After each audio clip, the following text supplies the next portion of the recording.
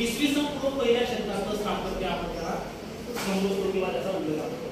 आता स्तूप काय आहे हे तुम्हाला क्लिअर केलं आहे बघा. तुम्हाला जर त्याची रचना बघायची असेल तर कसं असतं बघा ते स्तूप.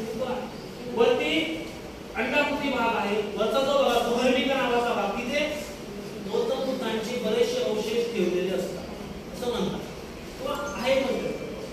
तुम्हाला अनेक जातकांमध्ये त्याचं वर्णन, त्याला भूमिका म्हणतात. वरचा जो भाग असतो अंडाकृती त्याला आपण छत्रावली म्हणतो. नंतर आजूबाजूला ते बीज आहे, वेदी आहे, तोरण आहे, वेदिका आहे, स्तंभ आहे, प्रदक्षिणा पूजा.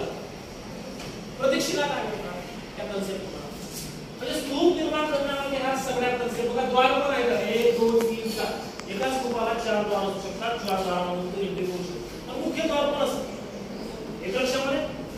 मग हे निर्माण करण्याचं वैशिष्ट्य काय असेल ते तुम्हाला डीपली अभ्यास करण्यासाठी ते कन्सेप्ट तुम्हाला पाहायला मिळेल.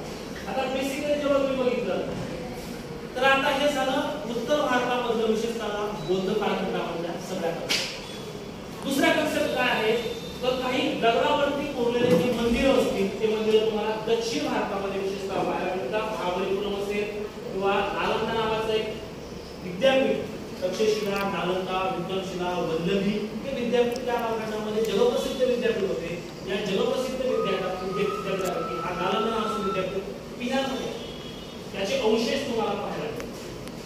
पुढे बघूया नेक्स्ट. हे युनेस्कोने वारसा यादीमध्ये समावेश केलेलं खजुराहोचं टेम्पल आहे. त्याला कटारिया महादेव मंदिर आपण असं म्हणतो. खजुराहो एक लक्षामध्ये उत्कृष्ट एखाद्या मंदिराचा